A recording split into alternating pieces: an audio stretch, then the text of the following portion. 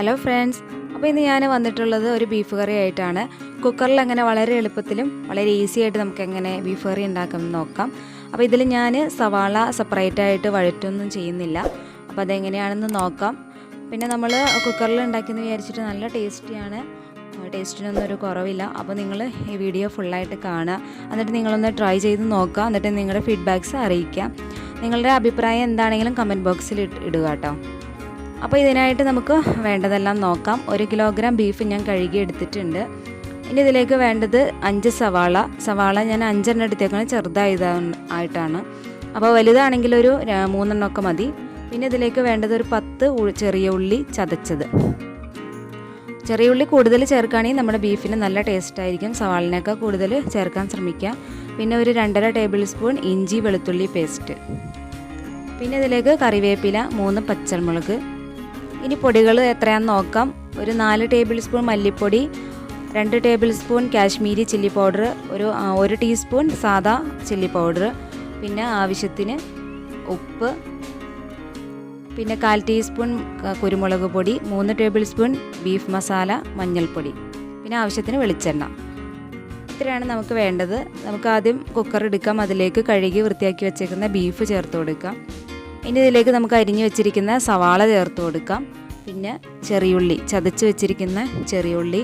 നമ്മൾ ബീഫിൽ ചെറിയുള്ളി കൂടുതൽ ചേർക്കാൻ ശ്രമിക്കുക. പിന്നെ 2.5 ടേബിൾ സ്പൂൺ ഇഞ്ചി വെളുത്തുള്ളി പേസ്റ്റ്,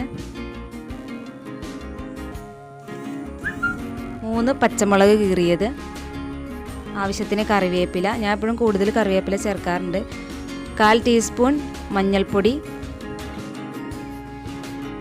ഒരു 3-4 ടേബിൾ സ്പൂൺ മല്ലിപ്പൊടി ചേർക്കുന്നുണ്ട്. പിന്നെ ഇതിലേക്ക് ബീഫ് മസാലയാണ് ചേർക്കുന്നത്, 3 ടേബിൾ സ്പൂൺ. ഗരം മസാലയാണ് ചേർക്കുന്നതെങ്കിൽ ഒരു 1.5 ടേബിൾ സ്പൂൺ ചേർത്താൽ മതി. ഇനി നമുക്ക് 1 ടീസ്പൂൺ സാദാ മുളക് പൊടി ചേർക്കാം. 2 ടേബിൾ സ്പൂൺ കാശ്മീരി ചില്ലി പൗഡറും ചേർക്കാം. അപ്പോൾ നമുക്ക് എരിവിനും കളറിനും വേണ്ടിയിട്ടാണ് രണ്ടുമായിട്ട് ചേർക്കുന്നത്. പിന്നെ ഇത് കുറച്ച് സ്പൈസി ആയിട്ടുള്ളതും കൂടിയാണ് കേട്ടോ. ഇനി ഇതിലേക്ക് 1/4 ടീസ്പൂൺ പെപ്പർ പൗഡറും കൂടി ചേർത്ത് കൊടുക്കാം. അപ്പോൾ ഞാൻ അതുകൊണ്ടാണ് മസാല കുറച്ച് കൂടുതൽ ചേർത്തേക്കുന്നത്. ഇനി ഇതിൽ ആവശ്യത്തിന് ഉപ്പും കൂടി ചേർത്ത് കൊടുക്കാം. അത് നിങ്ങളുടെ ടേസ്റ്റിനനുസരിച്ച് ചേർത്ത് കൊടുക്കുക കേട്ടോ. ഇനി ഇതിലേക്ക് ആവശ്യത്തിന് വെളിച്ചെണ്ണ ഒഴിച്ചു കൊടുത്തിട്ട് നമുക്ക് നന്നായിട്ട് മിക്സാക്കി എടുക്കാം. ഒരു 2-3 ടേബിൾ സ്പൂൺ വെളിച്ചെണ്ണ ഞാൻ ഒഴിച്ചിട്ടുണ്ട്.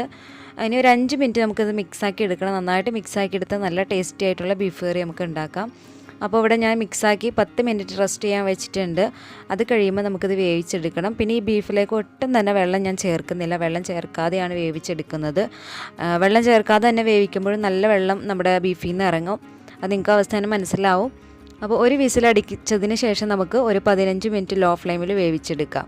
അപ്പോൾ വേവ് കൂടുതലുള്ളതാണെങ്കിൽ ഒരു 20 മിനിറ്റോളം നമുക്ക് വേവിച്ചെടുക്കാം. അപ്പോൾ നമ്മുടെ ബീഫ് കറി ഇവിടെ റെഡി ആയിട്ടുണ്ട്. നിങ്ങൾക്ക് കാണാൻ പറ്റുന്നുണ്ടാവും, വെള്ളമൊക്കെ അതിൽ അത്യാവശ്യം വന്നിട്ടുണ്ട്. അപ്പോൾ നമ്മൾ കറി നല്ല ഗ്രേവി ആയിട്ട് തന്നെ കിട്ടിയിട്ടുണ്ട്, നല്ല സ്പൈസിയാണ്. അപ്പോൾ മസാല കുറച്ച് ചേർക്കുകയാണെങ്കിൽ എരിവ് കുറഞ്ഞിട്ട് നമുക്ക് കിട്ടുന്നതാണ്. അപ്പോൾ എല്ലാവരും ഒന്ന് ട്രൈ ചെയ്ത് നോക്കാം. ഇഷ്ടപ്പെട്ടാൽ നിങ്ങൾ കമൻറ്റ് ചെയ്യുക.